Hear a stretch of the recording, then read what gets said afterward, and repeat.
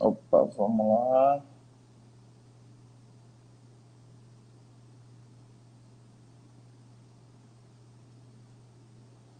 Bruno não está conseguindo participar aqui, ó. Tô apertando aqui aceitar, não está entrando.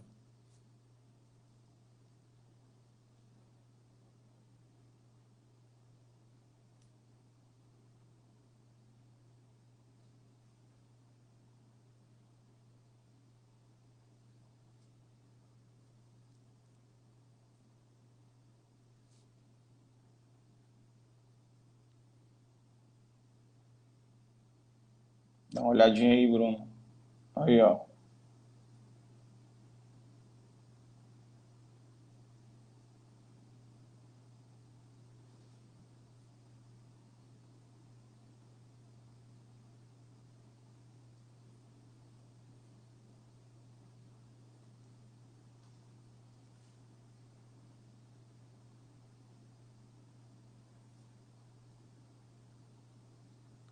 Te mandei o convite aí, Bruno.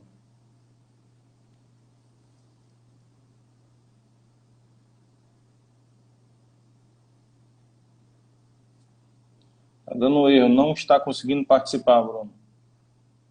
Não sei se é a conexão.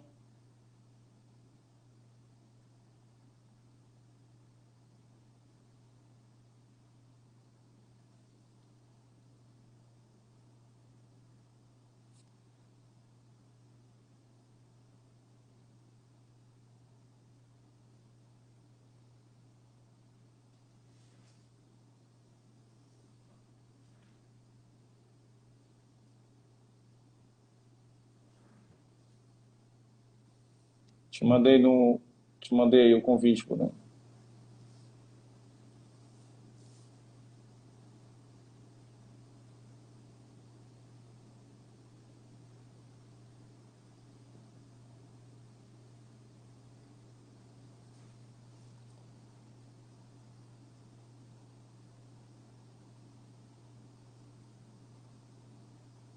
Só um minutinho, pessoal. Estamos só apanhando aqui um pouquinho aqui, mas já já dá certo.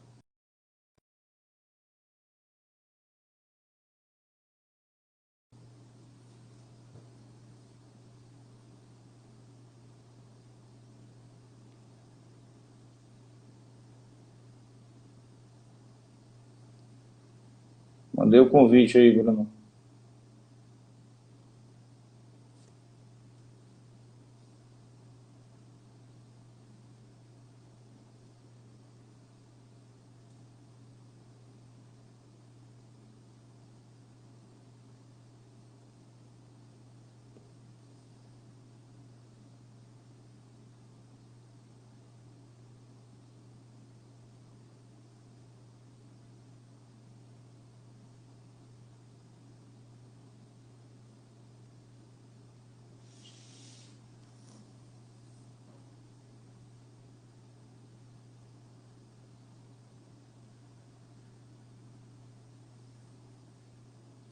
Convite enviado aí.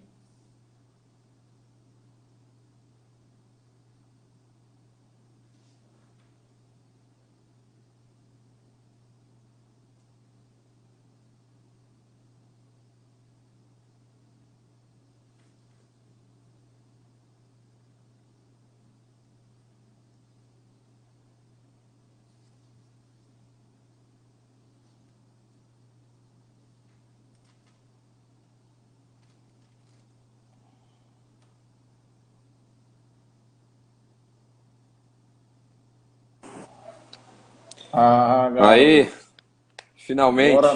rapaz, o que foi que eu vi? Não sei, Não, eu tentei pelos meus dois perfis e não tava. Eu enviava a solicitação e dizia que eu tinha enviado a solicitação enfim, não ia para frente. Não, deu uma mensagem de erro aqui, pois um erro é. que não deu.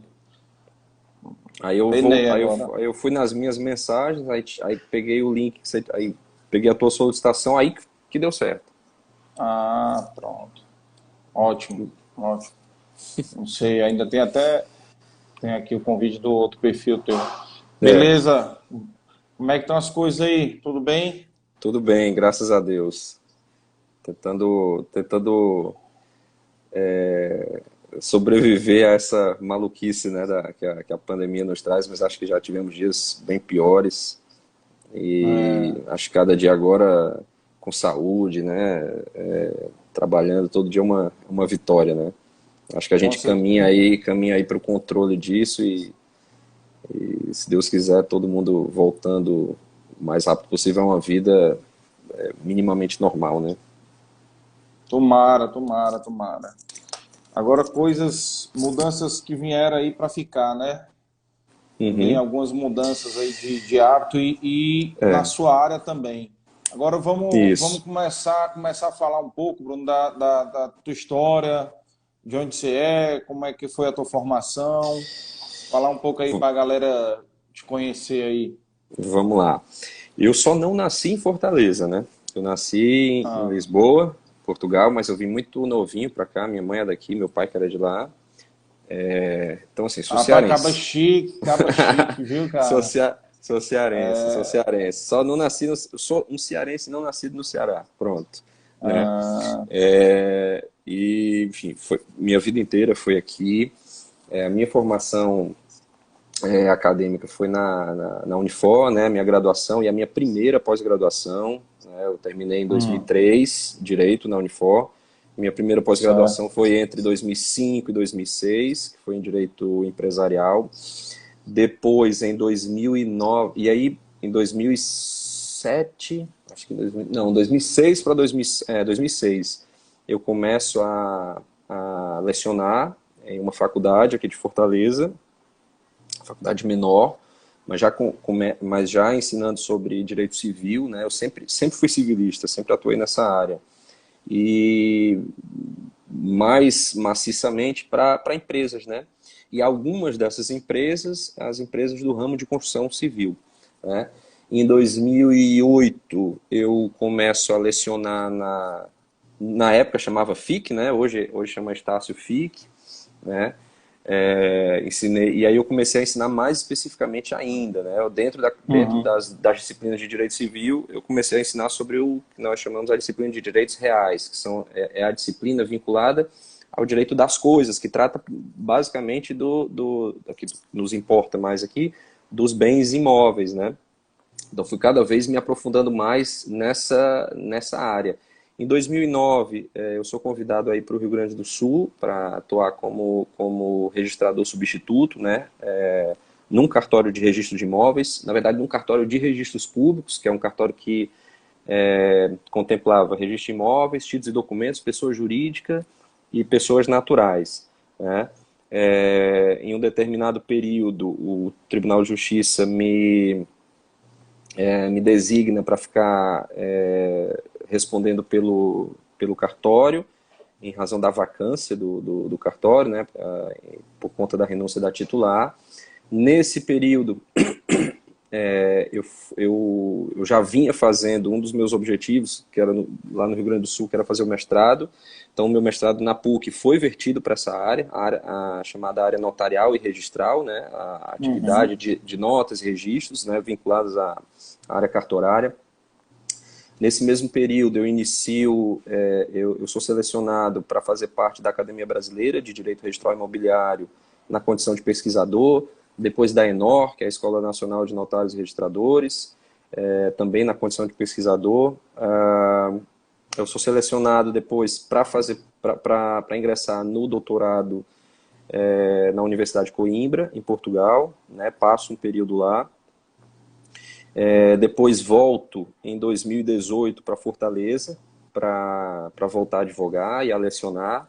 Aqui eu volto a lecionar na Unifor, né, na pós-graduação de Direito Imobiliário, também passei pela pós-graduação de Direito de Contratos, passei pela pós-graduação de Direito Processual Civil, mas sempre lecionando cadeiras vinculadas ao direito imobiliário, né? Uhum. Em 2019 ou 2020, acho que 2020, eu sou nomeado para a Comissão Especial de Direito Notarial e Registral da OAB Federal, né?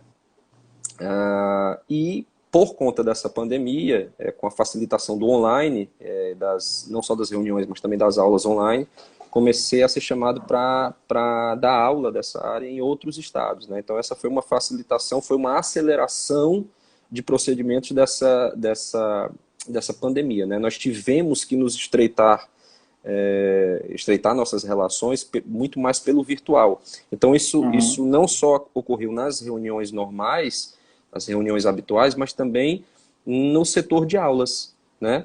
Então, veja, eu dei aula em São Paulo, eu dei aula em Santa Catarina, eu dei aula no Piauí, eu dei aula em Sergipe,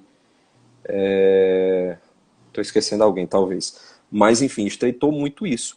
E setores, acho que todos os setores da sociedade precisaram, de alguma forma, acelerar alguns anos em alguns dias ou em algumas semanas. E o meu setor não foi diferente disso. Por que eu falo meu setor?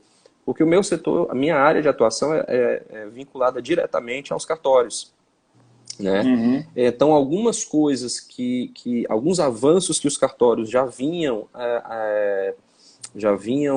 formulando, formatando, mas que precisavam de um disciplinamento via corregedoria local, ou principalmente CNJ, né, que é o Conselho Nacional de Justiça, acabou acontecendo, né? Porque assim, os cartórios eles não podem, da cabeça deles, tomar uma decisão, olha, agora vamos passar a funcionar de tal forma. Não, eles precisam de uma normalização do CNJ, ou às vezes da corregedoria local. E aí o CNJ acabou correndo para fazer essas modificações. Aí a gente teve um novo mundo, um mundo digital para essa área do direito imobiliário. O que entrou para isso? Entrou a possibilidade, entraram as centrais eletrônicas, né? Na verdade elas já existiam, mas elas se fortaleceram. Então você começou a poder tramitar os seus processos cartorários via digital, via centrais eletrônicas. Também teve um outro provimento muito importante, que foi o provimento 100 do CNJ, que foi um provimento que trouxe a possibilidade de você lavrar escrituras públicas, procurações públicas via remoto, ou seja, o Carlos, por exemplo, está em Portugal, mas ele tem um certificado digital emitido pelo ICP Brasil, ele já tinha um cadastro feito em algum tabelionato, ele pode, de onde ele estiver no mundo, fazer a compra e venda do imóvel dele, fazer a hipoteca do imóvel dele, celebrar, outorgar uma procuração para alguém que precise representá-lo aqui em Fortaleza, enfim, houve Eu posso pedir uma matrícula atualizada? Sim, Do sim, imóvel inclusive lá em Porto Alegre? pode. Hoje as centrais, Carlos, hoje acho que não existe mais nenhum estado que não tenha uma central eletrônica, certo? Atualmente, essas centrais eletrônicas são estaduais. Só que agora, com uma medida provisória do final de 2021, a medida provisória 1085, ela cria um sistema unificado no país, então a gente está caminhando para isso, ou seja, todos os cartórios e todas as centrais vão se alocar digamos, nessa central, né? Nessa central principal, que contemplaria ali todos os cartórios de registro de imóveis de todo o país, e aí eu vou começar a poder fazer também por ali essas solicitações, ou mesmo quando faço pelas centrais locais, isso também é possível. Então a gente está caminhando para isso. Hoje já é possível, apenas vai ficar mais facilitado ainda, né? Mas hoje, como você disse, você precisar de uma certidão de um imóvel lá em Porto Alegre, você precisar solicitar essa certidão, você tanto solicita via eletrônica, como você baixa essa certidão via eletrônica, porque você decide se você quer ir pegá-la física lá, ou se você quer fazer o download dela. E aí você informa o seu e-mail para recepcionar. Essa certidão vem atualizada e assinada com certificado digital, e para quem quer que você apresente essa certidão, ela é verificável através daquele código hash e através do código da certidão digital. Isso ocorre também da mesma forma com aqueles outros procedimentos que eu te falei. Por exemplo, se você está em Fortaleza, quer vender o teu imóvel para um cara de São Paulo, e vocês estão cada um, né, num canto. Você está aqui em Fortaleza, ele está em São Paulo. Isso pode ser feito via remota? Pode ser feito via remota. Você tá no seu, você vai estar na sua câmera, ele na câmera dele e o tabelião na câmera do tabelionato. Previamente, o tabelião já terá identificado cada um de vocês através dos seus certificados digitais, comprovado que vocês são vocês mesmos, e aquele ato vai ser lavrado como se vocês estivessem ao vivo com o tabelião. Ele vai ler o ato para vocês, vai verificar se vocês entenderam, e o ato vai ser assinado digitalmente na hora. E aí imagine só, você vai ter uma certidão saindo naquele momento, uma escritura pública de compra e venda, só para dar um exemplo, saindo naquele momento. Da mesma forma, uma procuração, né? A procuração ela pode ser também otorgada da forma eletrônica, bastando que previamente você tenha se cadastrado em algum tabelionato, né? O tabelionato vai, se você já não tiver o seu certificado, o certificado digital pelo ICP Brasil, o tabelionato consegue emitir esse certificado para você, e aí você está apto de qualquer parte do mundo, conseguir realizar esses atos de forma eletrônica. Então, assim, isso são algumas mudanças que ocorreram até agora. Com essa essa medida provisória, agora de 27 de dezembro de 2021, outras tantas estão ocorrendo, né? Prazos estão sendo modificados para a prática dos atos no registro de imóveis, está se aprimorando ainda mais o trânsito desses títulos, né, dessas escrituras, esses contratos, para o registro de imóveis, né? Ou seja, está se disciplinando de uma forma mais eficaz e até melhor o trânsito disso via centrais para os registros de imóveis. Ainda esse ano está pendente apenas de uma normatização via CNJ para estabelecer alguns parâmetros, mas já será possível o registro de alguns instrumentos via extrato, né? Ou seja, tem um contrato estratificado e aquilo também será objeto de registro. Então, assim, no nosso ramo, no ramo imobiliário, as modificações, elas não só são intensas, né? Ou seja, a todo momento, como são várias, né? Eu estou falando aqui apenas do registro de imóveis, mas teve modificação para pessoa jurídica, para artigos e documentos, para uma série de coisas, né? O pessoal da construção civil sentiu bastante essas modificações, porque ela modifica não só os procedimentos nos cartórios de registro de imóveis, como também modifica os procedimentos da lei de incorporação e instituição de condomínio, né? Então, assim, na parte do direito imobiliário, na parte da área imobiliária, vamos dizer assim, as modificações são e ainda serão muitas, né? E bem intensas. Amigo, me diz uma coisa, em relação àquela mudança da parte tributária, houve alguma mudança ou não?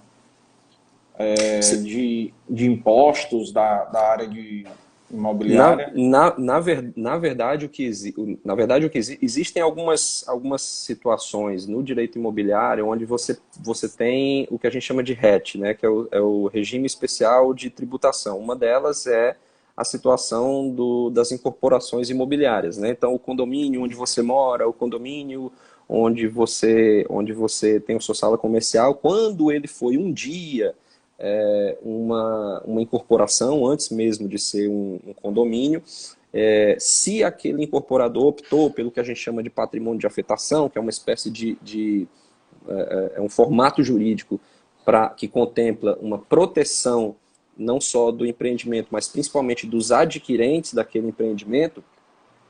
Então, esses empreendimentos se enquadram no RET, né, que é o regime especial de tributação, e aí é possível que o incorporador pague bem menos tributo do que iria pagar. Existem outras tantas situações de benefícios tributários que vão para além da incorporação, mas essa, sem sombra de dúvidas, é a mais conhecida delas. Uma outra coisa que eu acabei não mencionando para você, que não é uma modificação agora, especificamente de 2020, nem de 2021, mas que é uma modificação também de tremenda importância, né, que data ali de 2017, é a questão dos formatos de regularização fundiária, né? A gente sabe que o Brasil ainda é um país que tem uma grande parte do seu território irregularmente concebido na parte registral, ou seja, as pessoas muitas vezes têm posse, mas não têm propriedade formalmente constituída. Né? Tá lá 10, 20, 30, 40, 50 anos, aquela situação já está consolidada, ninguém duvida que o cara é o dono daquilo ali, mas registralmente ele não tem a origem daquela propriedade. Né? Então, assim, o que a gente conhecia para regularização desse tipo de propriedade? A gente conhecia até então a uso capião. O que modificou dos últimos anos para cá? Modificou que a partir de março de 2016, com a entrada em vigor do novo Código de Processo Civil, foi possível que as usucapiões passassem a não se processar mais somente no âmbito judiciário. Passou a ser possível também as pessoas processarem suas usucapiões no âmbito extrajudicial. Como assim? Diretamente no cartório de registro de imóveis. Então, onde antes eu contratava um advogado para processar aquela minha ação de usucapião apenas numa vara judicial, eu passei a poder, além dessa via judicial, poder pedir também na via extrajudicial, ou seja, pedir diretamente no cartório. Então o CPC ele me trouxe essa nova alternativa. Muita gente acha que a usucapião modificou, teve alguma mudança na sua essência, na sua estrutura, na sua matéria. Não, isso não mudou. A usucapião que a gente conhecia, ela continua rigorosamente a mesma. Os prazos são os mesmos, os requisitos são os mesmos, os titulares para pedir são os mesmos, mas o Código de Processo Civil aumentou uma via. Onde antes eu só tinha uma possibilidade, que era a via judicial, agora eu tenho também a possibilidade da via extrajudicial. Desde que, claro, não existam menores envolvidos, que aí obrigaria a participação do Ministério Público, e desde que todas as partes envolvidas estejam de acordo. Né? Não pode haver litígio, porque a partir do momento que há litígio, então você tem que levar aquilo para a via judicial. Né? Então essa foi uma hipótese. Só para você ter ideia, Carlos, de março de 2016, que foi quando começou a vigorar o CPC, até finalzinho de 2019 para começo de 2020, ou seja, o dado que eu vou te passar já é bem desatualizado, né? Porque o último agora ainda não saiu, mas deve ter praticamente duplicado isso. Nós já tínhamos quase 400 mil usucapiões processadas no Brasil. É bastante coisa. É bastante coisa. Bastante agora, coisa mesmo. O usucapião era muito mal usado também, né? Porque assim, a gente ouve muita história de pessoa que invade o terreno, entendeu? O terreno, às vezes, terreno público ou terreno privado mesmo. E aí a pessoa, sei lá, o proprietário não tem tanto terreno que não dá conta, às vezes. Deve ser. Deve ser, né? Não é o meu caso. Nem o meu.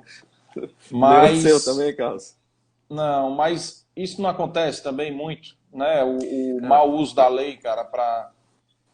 Ocorre o mau uso da lei para várias situações. Essa era uma delas, né? A pessoa sabia que, enfim, não tinha direito a invadir aquilo ali, ou muitas vezes também invadia um bem que ela sabia ser um bem público, mas aí contra o bem público tem um detalhe importante, tá? Que contra bens públicos, sejam eles municipais, estaduais ou federais, não corre prescrição para fins de uso capião. Então, como a uso capião é uma forma de prescrição, mas no caso é uma prescrição aquisitiva, a lei determina expressamente que contra bens públicos não é possível a uso capião. Então, pode ser que o cara esteja há 200 anos lá, ele não vai conseguir uso capião. Então, a uso capião é exclusivamente em relação a bens particulares, né?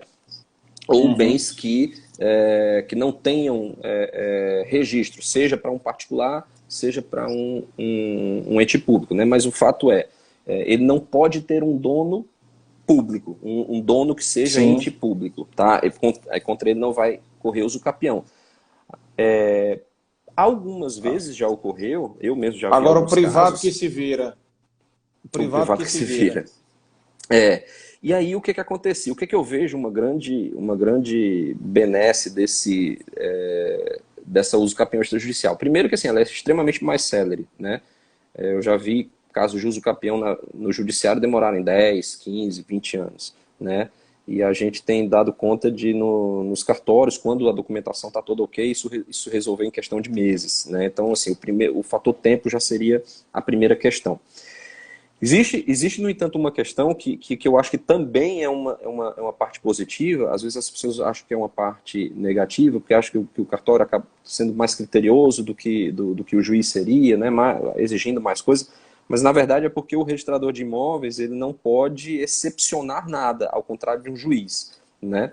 Então, o que eu acho que é um dos benefícios da uso capião para aquela pessoa que, no seu caso, né, poderia ser potencialmente prejudicada por uma uso capião na via judicial, ou seja, de ali talvez se descuidar com alguma coisa, não observar algum procedimento até de localização daquele possível proprietário. No registro de imóveis, muito dificilmente isso passará, né, porque tem uma lista objetiva de critérios a serem identificados pelo registrador de imóveis, faltou um daqueles, já não anda, né? Então, a tendência é que as usucapiões que tramitem pela via extrajudicial, elas acabem tendo, até pelo volume, né, que não é tão grande como na via judicial, né, o juiz, imagina, tem que lidar com 300 mil processos, né, e o registrador de imóveis está habituado a lidar com aquilo ali no dia a dia. Então, é provável que essa usucapião ela seja mais bem analisada do que aquela outra. Agora, sim, tudo que um juiz deveria pedir num processo judicial, ele pode ser pedido igualmente pelo registrador de imóveis. Na verdade, o registrador de imóveis ele vai funcionar como um juiz e o cartório de registro de imóveis vai funcionar como uma vara judicial para a tramitação desse pedido. Essa é a verdade. Ao final desse processo, se o registrador de imóveis se convencer que houve a presença de todos os requisitos, houve a confirmação de todos os requisitos para a caracterização da usucapião, o que ele vai fazer? Ele vai qualificar positivamente aquele pedido, ou seja, ele vai dizer sim ao pedido daquela parte e vai abrir matrícula para aquele imóvel. E aí está feita a matrícula, está regularizada a propriedade sem precisar ter passado pelo judiciário, sem ter precisado passar pelo Ministério Público. Essa é uma das inovações. Uma outra inovação que ocorreu essa já em 2017, salvo engano, no segundo semestre de 2017, foi a alteração trazida pela Lei 13.465, que é uma lei que traz várias alterações ao nosso ordenamento, mas uma das principais alterações foi a alteração do que hoje a gente conhece como REURB. O que é a REURB? A REURB é uma forma de regularização urbana, tá? A REURB ela tem hoje duas modalidades. A REURB-S, de social, que é a REURB de interesse social, vou já explicar o que é ela, e a REURB-E, que é a REURB específica.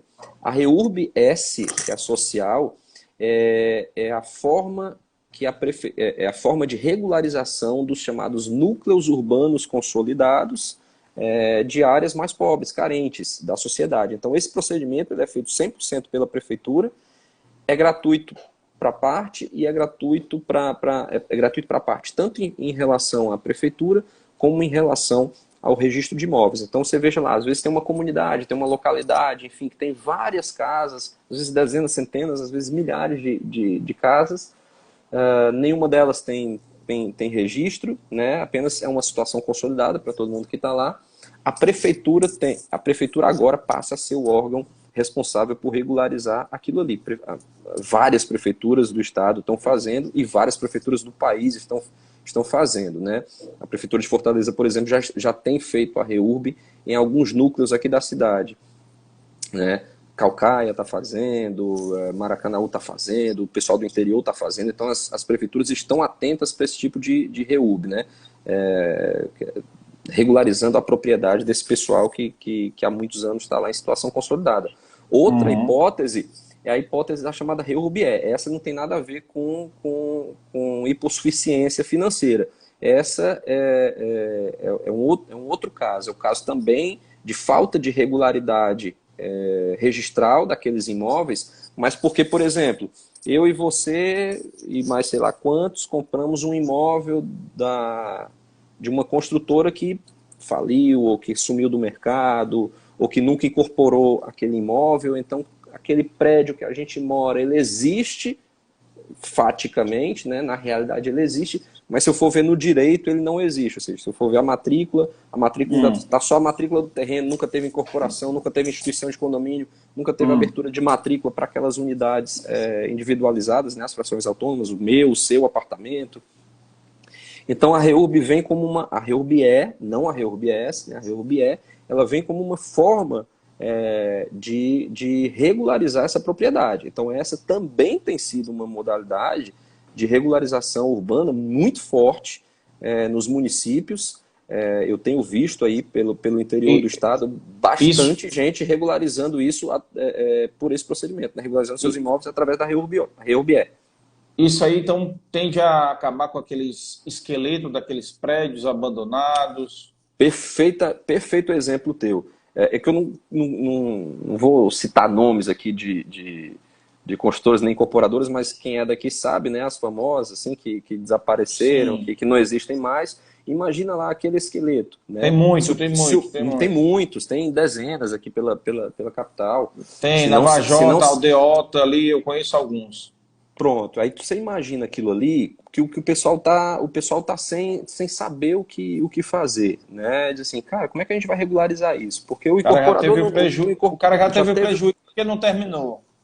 Exato. E aí aí ele fica pensando, poxa, nunca vou ter a matrícula do meu apartamento, nunca vou ter a matrícula da minha sala comercial, né? Agora ele pode, né? Por um procedimento até mais simples do que a própria uso capião. Né? Porque a REURB, só para você ter uma ideia, a REURB você pede diretamente na prefeitura. O que eu peço na prefeitura, Bruno? Eu apresento lá o mapa, memorial descritivo do imóvel. A prefeitura tem o controle, isso aqui é o bom, ó, a prefeitura tem o controle do meu cadastro em relação àquele imóvel através do IPTU. Né? Então ela já sabe que aquela situação está consolidada há bastante tempo para mim. Eu peço para que a prefeitura, através de uma certidão, ateste que aquela minha situação é consolidada, e aí eu peço para que seja emitida uma certidão de regularização fundiária. Eu peço para que a prefeitura que através da documentação que ela tem, do cadastro que ela tem ela sabe que aquela minha situação é consolidada, então ela atesta aquela situação, eu já pego toda essa documentação pronta da prefeitura, levo no registro de imóveis e consigo regularizar essa minha propriedade. Entende? Então, assim, o órgão certificador é a prefeitura. Então, ela que diz, olha, registro de imóveis, o Carlos, ele está com situação consolidada em relação a esse imóvel, por favor, regularize. Então, o registrador de imóveis, ao receber aquela documentação, desde que ela esteja com os requisitos mínimos estabelecidos em lei, aquela propriedade vai ser regularizada através da REURB. Então, veja que é um procedimento até mais simples do que a uso capião. Né? Ela depende de menos documentação. Por quê? Porque o meu primeiro contato é com o órgão que já sabe sobre a minha situação consolidada. Quando muito, a prefeitura precisará mandar um fiscal a campo, né, para verificar, fazer algum tipo de fiscalização ou verificação, né, melhor dizendo, da tua propriedade. Ele constata que aquilo que está em cadastro é aquilo mesmo, ali na realidade, né, e você solicita para ele emitir essa documentação. Mas então, esse exemplo que tu deu é um exemplo para o bem, o imóvel que o cara está morando, certo? Não só, não. Mas aí eu digo exatamente para o cara que comprou o imóvel na planta e a construtora quebrou durante a obra, certo? Então vamos lá, vamos supor que os proprietários se juntaram, fizeram cota para terminar e terminaram o prédio, ou venderam, todo mundo vendeu para uma outra pessoa que terminou o prédio. E aí ele quer regularizar. Serve também para isso? Serve também para isso. Para isso. E atenção, um detalhe muito importante, vou pegar aqui o gancho que você falou, né? Mas e o cara que comprou e nunca morou lá? nosso ordenamento, né, nosso ordenamento jurídico brasileiro, para caracterização de posse, ele não leva em consideração como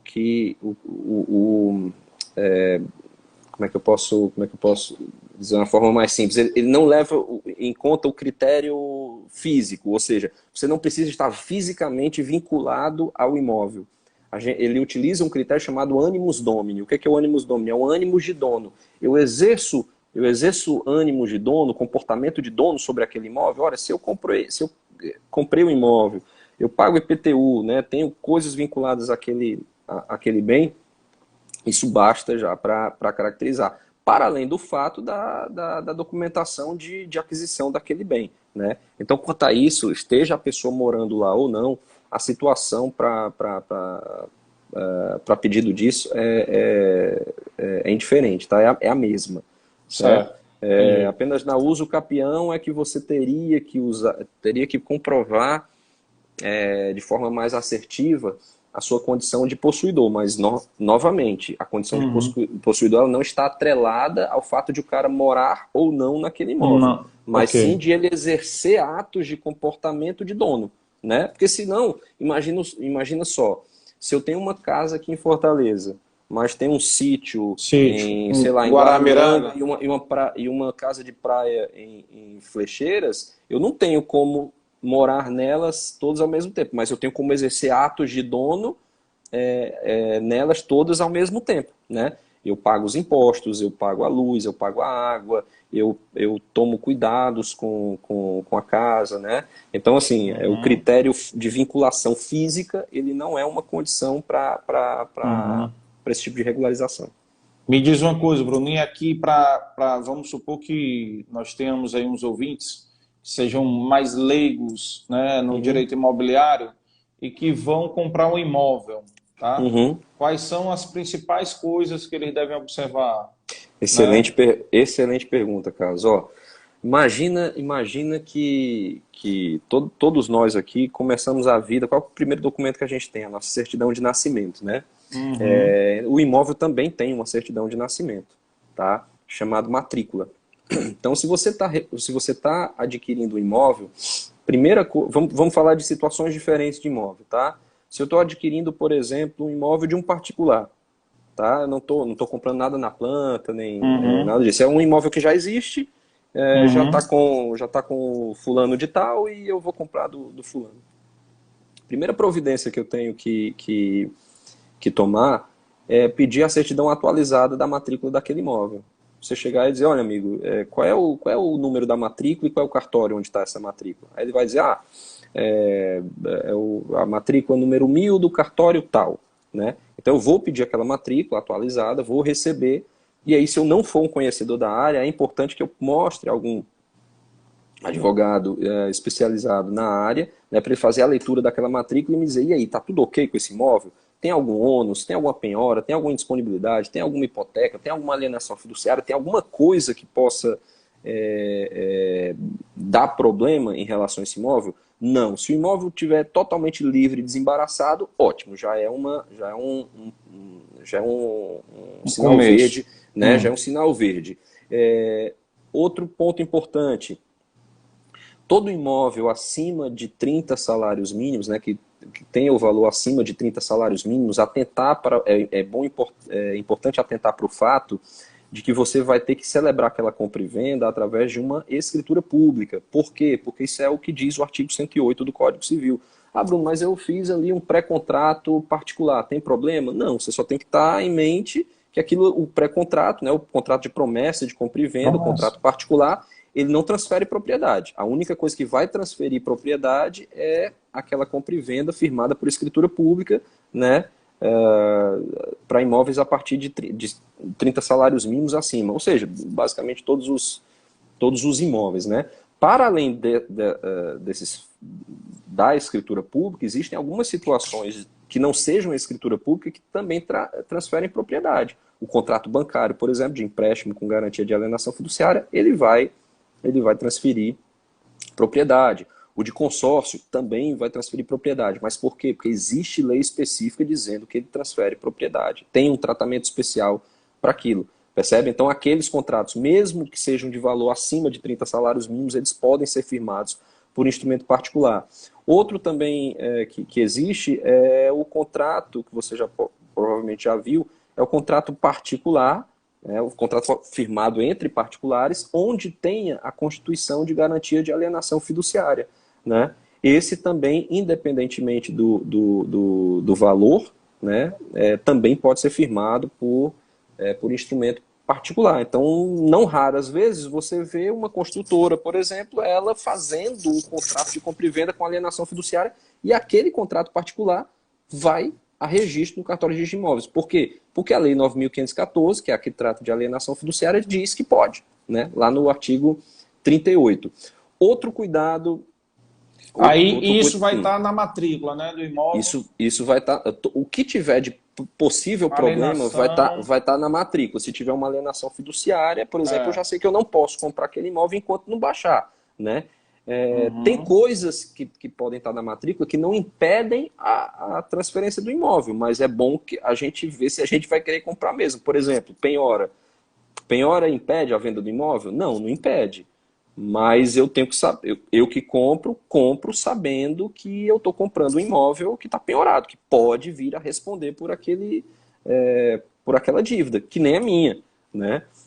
Se o imóvel está hipotecado, posso comprar um imóvel hipotecado? Posso, mas eu sabendo que o devedor, caso não cumpra com o pagamento da dívida, o credor pode vir atrás do imóvel para responder, mesmo que eu não tenha nada a ver com aquela dívida.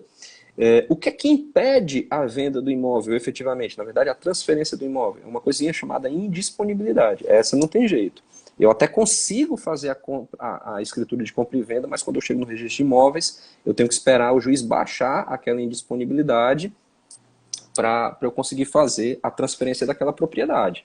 Né? Então, o que é interessante é que, se você estiver realizando um contrato particular, né, você não está passando por um tabelionato, que você então se valha de um advogado imobiliarista para ele te dizer, para ele te dar um retrato jurídico daquela matrícula. Né?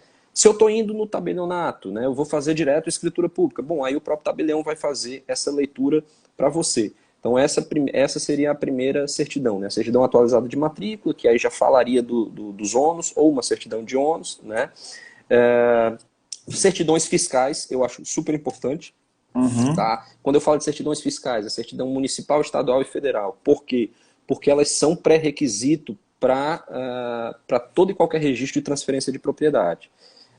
Então, se eu não verifico isso previamente, eu posso ter uma surpresa de depois, lá quando eu for fazer o registro, eu precisar apresentar essa documentação e o cara está com a certidão positiva, não está com a certidão negativa. O cara que está vendendo, né? O cara que está vendendo, isso aí. Essa documentação em relação a quem está vendendo, né? Porque quem está comprando não tem problema nenhum. Essas seriam as primeiras... outra coisa importante também, assim, que seria um cuidado a mais, tá? Tentar fazer uma investigação que a gente chama de due diligence, né? Diligência prévia, não só sobre o imóvel, mas também sobre o proprietário daquele imóvel. Ele responde por ações fiscais, ele responde por ações de execução, esse imóvel está sendo objeto de discussão em alguma ação, então também são cuidados adicionais importantes para aquela pessoa que está comprando aquele imóvel, porque para ela não ter alguma surpresa. Né? Isso a gente está falando da primeira situação. Uma outra situação, comprar imóvel na planta, certo?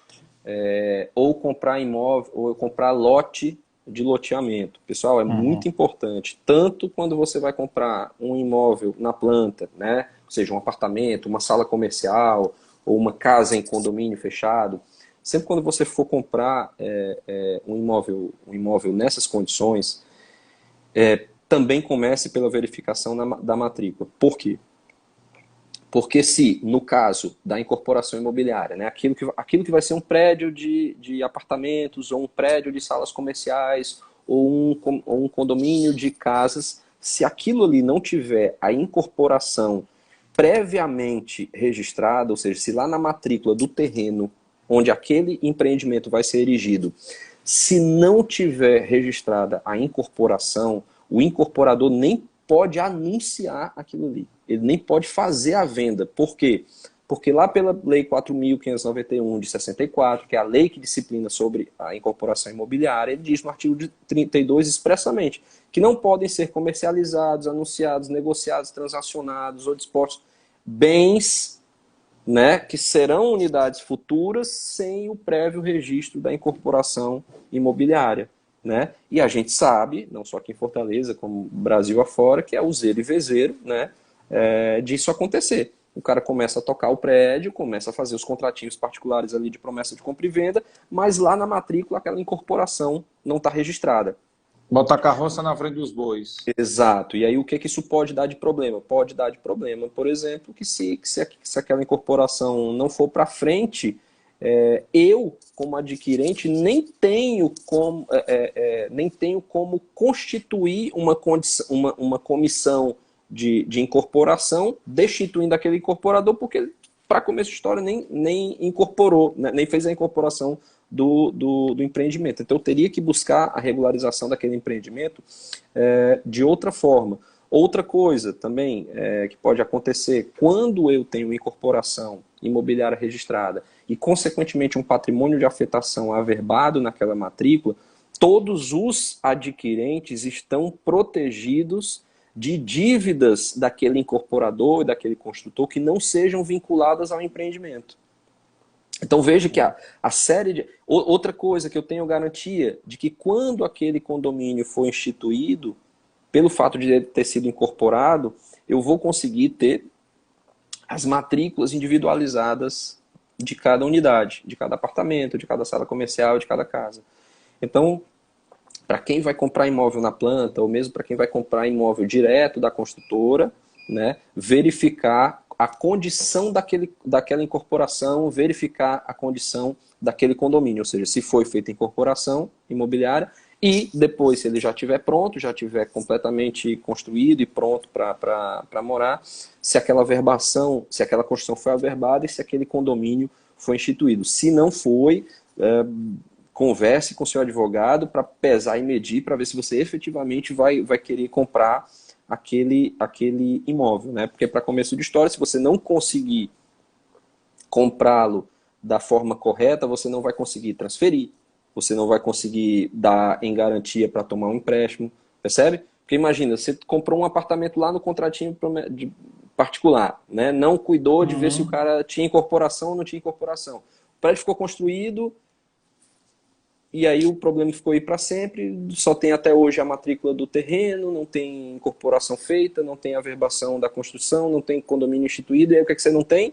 Você não tem a matrícula do seu imóvel. Não tem lá a matrícula do apartamento 101 do Carlos. Não tem. E aí se o Carlos quiser vender para o Bruno vai dizer, pô, Carlos, mas aí tu não tem propriedade. Como é que a gente vai fazer escritura? Não faz escritura. Aí o preço do imóvel do Carlos já baixa. Outra coisa, o Carlos está precisando pegar um empréstimo no banco. Tem como ele dar esse imóvel de garantia? Não tem. Por quê? Porque o imóvel não tem matrícula, o banco não tem onde gravar a garantia. A alienação, né? Não tem. Né? Não tem onde gravar a alienação fiduciária ou a hipoteca, apesar dos bancos hoje em dia não utilizarem mais hipoteca. Né? E um terceiro caso seria para compra de imóveis que não tenham mesmo regularização registral. Ou seja, o Carlos tem um imóvel que me interessa muito, muito mesmo. Né? Mas o Carlos disse, olha, Bruno, eu não tenho matrícula desse imóvel. Esse imóvel aqui é só posse. E aí? E aí que eu tenho como, me valendo de um advogado especialista da área, um advogado imobiliarista, eu tenho possibilidades de fazer levantamento das condições daquela posse, verificar o que o cara tem de documento daquela posse, documento comprobatório daquela posse. Posso fazer essa mesma diligência prévia nos órgãos para saber também se existe alguma pendência em relação àquele imóvel. Por quê? Porque pode ser, Carlos, que aquela posse me interesse. Eu disse, olha, a posse me interessa porque eu quero regularizá-la.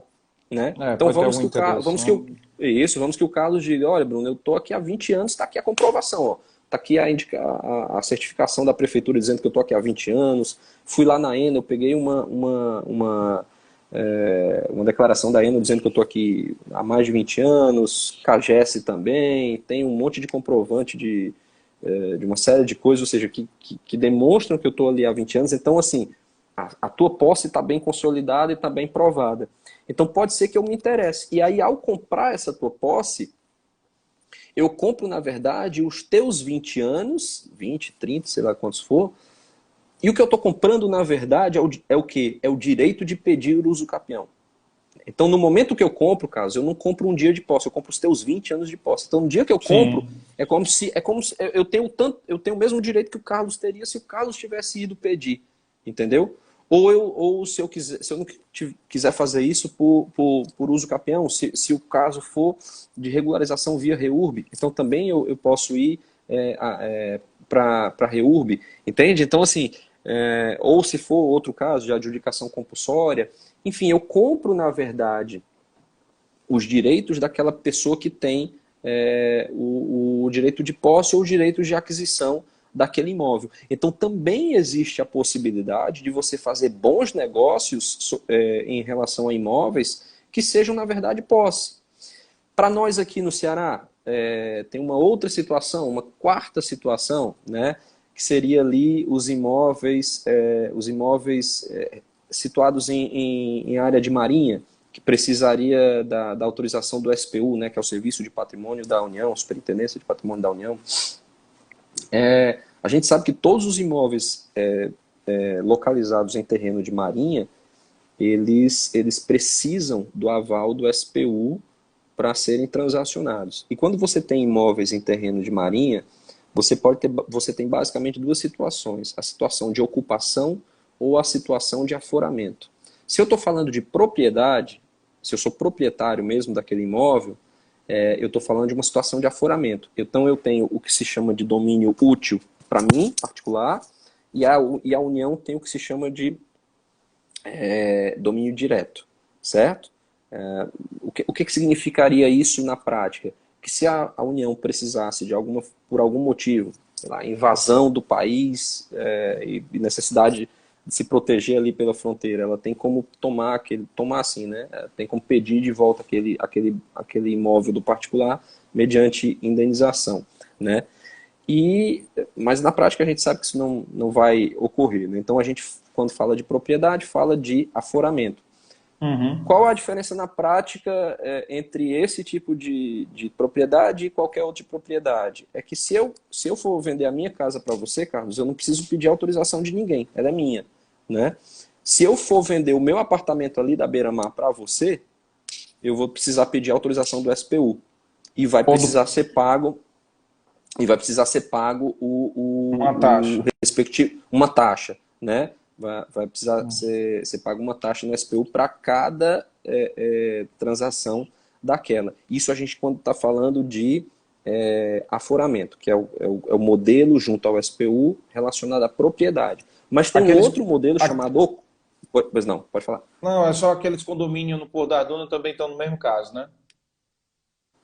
Eu não sei se todos, porque é curiosa essa parte de terreno de marinha. Pode ser que o imóvel esteja perto do mar e ele não seja necessariamente um terreno vinculado ao SPU. Pode ser que não, porque assim, o terreno a área de marinha ela concentra uma região bem maior do que os terrenos efetivamente vinculados ao SPU. Eu posso ter, por exemplo, os chamados terrenos alodiais, né, que são aqueles próximos a terreno de marinha, né? Então, eles não têm vinculação nenhuma com o SPU, mas se localizam ali em área, né? Certo. O outro exemplo que tu ia dando então, aí... Sim, o outro exemplo é o que a gente chama de ocupação. O que é ocupação? A ocupação é quando o terreno, né, o imóvel, é 100% da União, 100% da União. Certo. Mas ela concede ao Carlos um direito de ocupação. Ela diz, Carlos, você pode ocupar esse imóvel. Todo ano você vai me pagar uma taxa e você pode ocupar. O que é ocupar? É você poder construir, poder, enfim, firmar ali o seu comércio, a sua residência. Você pode As barracas da Praia do até Futuro, né? construir em... um exemplo clássico, que na verdade estão pendentes de. Eles estão a coisa de 20 e tantos, 30 anos procurando a regularização justamente via ocupação. Tá? Mas acho que estão em vias de entrar em acordo com o Ministério Público Federal, né, que representa aí a União. Mas o caso ali é curioso. Eu conversei uma vez com um técnico do SPU e ele me explicou. Salvo engano, ali em meados de final de 70 para começo da década de 80, os barraqueiros se colocaram onde hoje é a Dioguinho, né? Aquela de paralelepípedo, né? Aquela, enfim, aquela que margeia ali as barracas, né? Eles se colocaram ali, aí a autoridade veio e disse que ali não podia, que tinha que ser era para frente, aí eles foram para frente e aí começou a celeuma quando veio, né, o SPU, dizendo, olha, vocês estão em terreno de marinha e nem estão em condição de aforamento e nem estão em sistema de ocupação. Porque, assim, uma ou outra situação tem que ser através de contrato firmado com o SPU, tá? E o que ocorre é que os barraqueiros não têm esse contrato firmado. Então, eles foram ali mesmo na marra, né? Durante o... na marra, assim, no bom sentido, né? Foram, enfim, sem essa contratualização. Então, o que eles buscam na justiça há bastante tempo, e até onde me consta, estão conseguindo entrar em acordo, é a regularização da situação deles mediante o termo de ocupação. Então, ali não seria aforamento, ou seja, a União não vai vender aqueles imóveis, né, aquela faixa, para as barracas, mas vai estabelecer o termo de ocupação. Qual seria a diferença disso? Quem é o ocupante tem direito de construir. Mas se um dia a União pedir de volta, ele só tem direito à indenização por aquelas benfeitorias realizadas, né? Ao contrário daquele outro, na propriedade, que teria indenização pela propriedade. Mas, repito, também é improvável que, uma vez firmado esses termos de ocupação, esses contratos de ocupação, ela venha pedir de volta, né? Acho muito improvável. Então você veja ali, vou dar um exemplo ali para dar um exemplo só, tá? Imagina a Taíba. A Taíba atualmente está super aquecida no ramo imobiliário. Você vê a quantidade de empreendimentos que estão surgindo para lá. E os empreendimentos onde boa parte dos terrenos que importam para esses empreendimentos, ou para você, às vezes, colocar uma casa um pouco mais bacana, enfim, são terrenos que ou são de propriedade, conjunto com a União, né, aquela questão do aforamento, ou são terrenos no sistema de ocupação.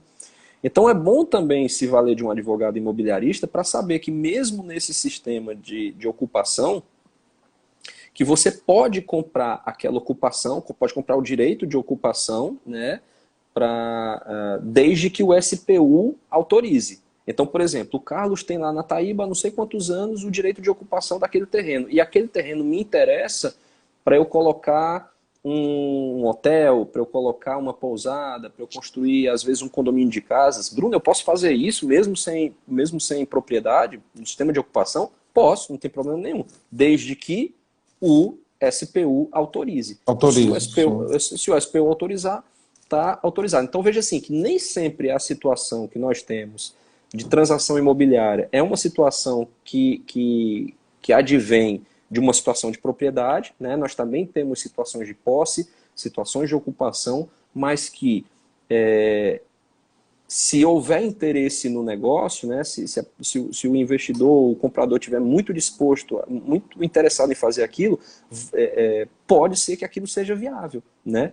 O advogado especialista na área, ele serve inclusive para dizer assim, olha, isso serve ou não serve, né? Eu já fui consultado algumas vezes, o cara estava doido, estava com dinheiro na mão, doido para fazer. Eu disse, cara, é o seguinte, é muito arriscado, se você botar o seu dinheiro aqui, talvez você não consiga regularizar. A chance de regularizar é muito pequena, para não dizer nula. Né? Então, muitas vezes, o advogado serve para evitar que a parte perca dinheiro, né? Botando dinheiro ali num negócio errado. Então, que ela não tem conhecimento, né?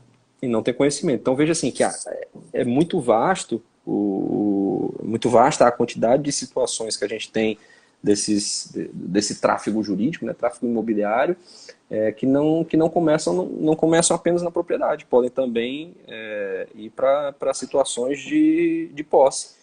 E nem por isso são desinteressantes, muito pelo contrário, posso te garantir que tem bastante bastante coisa sendo diariamente negociada em cima de posse, né? E aí Sim. quem compra, compra o direito de regularizar, né?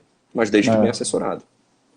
Que bom, que bom. Bruno, vamos chegando aqui ao fim, cara. Só pedindo aqui pro pessoal que está assistindo, seguir o Dei Valor Podcast, seguir o Bruno aí nas redes sociais, vai estar aí marcado. Dá qual é o teu arroba aí? É arroba Bruno, Arroba Bruno Felisberto 1, numeral 1, Uhum. né? Ou então Bruno Felisberto ADV, de advogado. Pronto, eu vou colocar de qualquer maneira no final do vídeo, eu vou colocar na descrição da transmissão. E a transmissão vai ficar disponível para quem quiser assistir depois, encaminhar para os amigos. Muitos alunos seus aí entraram aí na live, Muitos amigos então, também. amigos. Então, assim, foi bom que, obviamente, que é uma live dessa que a gente demorou um pouquinho a entrar, né? Que teve um probleminha no início, Foi. mas vamos lá, que a gente ficou 50 minutos, você não vai ter como resumir o direito imobiliário em 50 Não, não. minutos, né? Não, Então, não, mas assim, eu tenho. mas deu para ficar com a curiosidade e quem tiver interesse também tem um curso lá que tu é professor também, né? De uma faculdade de fora, eu acho que é online, né? Também ou não? É online, que é o SERES, que é o Centro de Estudos do Renato Saraiva, né? Então lá eu ministro algumas cadeiras na parte do direito notarial e registral. Eu falo, inclusive, essa minha cadeira é sobre. Eu tenho uma cadeira tanto sobre advocacia extrajudicial, como tenho uma cadeira sobre a parte de parcelamento do solo urbano, né? Loteamento, desmembramento, enfim. Sim, sim, sim. Show, show. Então, quem tiver interesse também pode entrar lá nas redes sociais dele, dar uma olhada lá. Beleza, Bruno? Isso aí. Obrigado aí, cara. Obrigado aí pelo Eu que tempo agradeço aí. pelo convite. Valeu, até uma próxima. Um grande Valeu. abraço, amigo. Um abraço. Valeu, Tchau, tchau, tchau. tchau.